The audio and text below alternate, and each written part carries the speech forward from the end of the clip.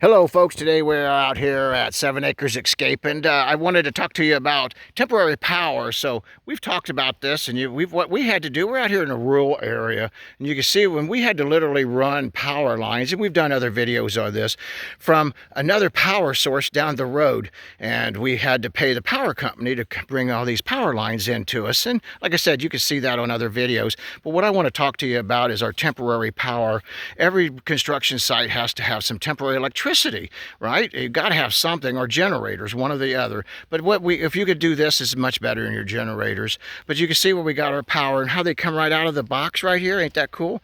So they bring it right up in here, and you can run it right in this temporary box here, all GFCI connected, breakers right in through here.